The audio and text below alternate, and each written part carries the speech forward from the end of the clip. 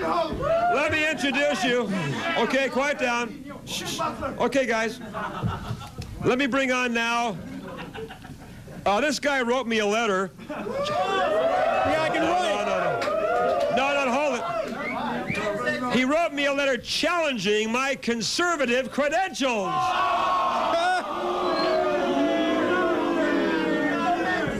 And he wanted to come on the show and challenge me. I'm glad to have him on here with the champion. Here is Lance Lacour. All right, now Lance. Hold. Are these microphones on, Wally? They're on. They better be. Hey, it looks to me like I've stumbled into an ACLU meeting here, Wally. I can't believe what I see. Look at these sissies out in the audience. Is this what you call conservatives? Look at these guys. Look at them. Just what I would expect. Just what I would expect in your audience. Hey,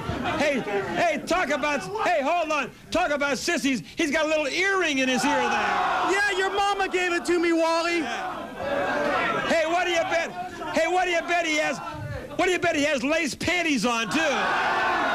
You better believe it, Wally. Now let me ask you this. Hey, I want to ask you something first, Wally. You don't have to lean back, Lance. They'll pick you up. I want to ask you something first, Wally. No. I'm asking. No, I want to ask you. I asked the question. I want to ask you, Wally. I'll ask you, then you. Are you now, or have you ever been a communist, Wally? A communist. Oh. No, wait. How dare you say that, you stupid, ignorant punk? Hey, well, you've got so many flaming, bleeding heart liberal views. You called me a liberal in conservative clothing. A communist? Hey, Wally, under that wig, Wally. Shh, quiet. Under that wig, Wally, you're just a bleeding heart liberal. A bleeding heart. Let me tell you something. I have been on the air here with this show for 8 years. I get letters from all across America because they know that I am a true conservative standing up for God, decency, and country. Wally, you're ready to lick the boot of the first trilateralist that comes down the pike like George Bush. Oh, sure. The first CFR man, New World Order advocate. You're ready to just jump down there and lick his boot. Come on, you're no conservative, Wally. Hey, let me tell you something. George Bush happens to be one of the great, true conservative George Bush is a sissy. George Bush is a sissy. Hey, these guys ought to know about Bush. Look at them. Hey, let me tell you. George Bush. Hold it. George Bush. If you ask Norman Schwarzkopf, who wanted to go in there and finish off Saddam Hussein, the butcher of Baghdad. Hey, don't bang my desk, you nitwit. I'll bang your desk anytime I want to. Hey, the butcher of Baghdad is still in power because George Bush is too much of a sissy to let Schwarzkopf go and get him. Right. You got it. Okay. Just like you, a bunch of sissies. All right, let me answer you. George Bush went in there. Hold it. George Bush. I'm talking now, you nitwit. Shut up.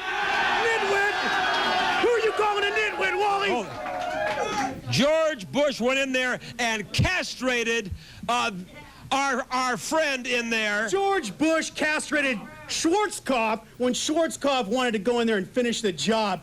I heard the interview with David Frost. Schwarzkopf wanted to go finish off Saddam Hussein. Hey, our job was to go in there and crush Saddam Hussein. We didn't crush anything. Crush Saddam Hussein and bring him to his knees, and we did it.